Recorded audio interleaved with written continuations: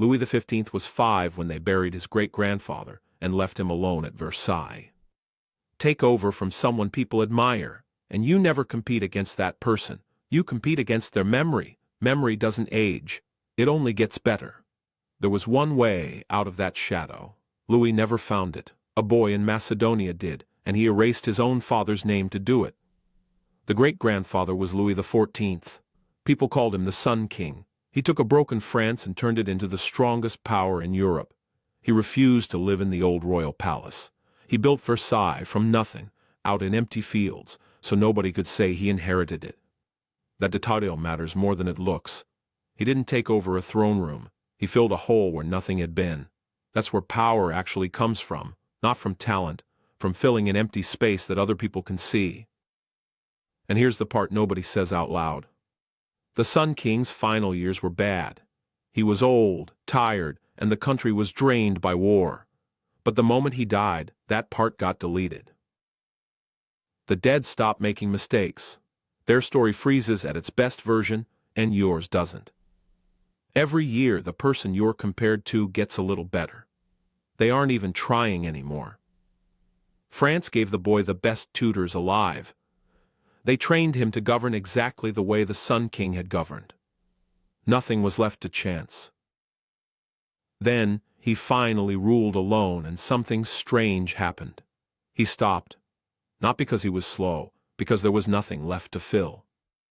Whatever he built would sit next to something larger, and everyone would do the math in their head. So he quit building and started entertaining himself. He kept a private house near the palace, stocked with young women. He had hidden staircases cut into Versailles so he could move through it unseen. The palace, built as a symbol of authority, became a private amusement park. The peasants paying for it noticed. 15 years after Louis XV died, the French Revolution came for Versailles. When you inherit something you didn't build, nobody gives you credit for keeping it. Louis had one exit available his whole life. He never used it. 2,000 years earlier, a teenager took that exit, and what he did was worse than rebelling.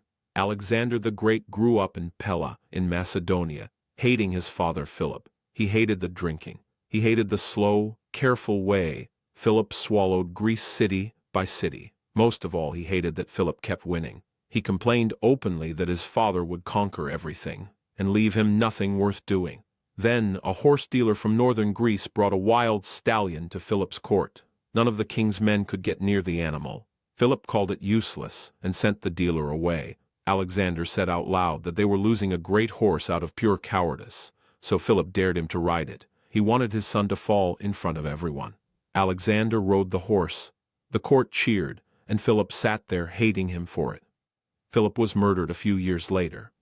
Alexander took the throne at 18, and his father's advisors told him to rule the way Philip had ruled. He ignored them completely. The Greek cities revolted the moment Philip died. He crushed them by force instead of negotiating. Then he went after Persia, the one prize Philip never got. On the way, at Gordion, he found a knot tied around an old cart. Whoever untied it was supposed to rule the world. Men had been failing at it for generations. Alexander pulled his sword and cut it in half. That's the entire strategy in one image. He didn't compete on his father's terms. He changed what counted as winning. He beat Persia, then kept marching to India, past every border anyone had mapped. And late in his life, he spread a story about himself, that his real father was a god, not Philip of Macedon. That's the exit Louis XV never took. Alexander didn't beat his father. He deleted him. The people who own you are the ones you keep measuring yourself against, so stop trying to do their job better than they did it. That fight was decided before you showed up, and not by you. Find the thing they never touched and build there instead, where there's no version of them to compare you to. You can't beat a memory.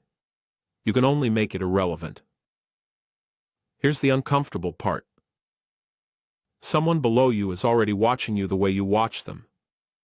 One day you'll be the shadow. You won't even have to be in the room.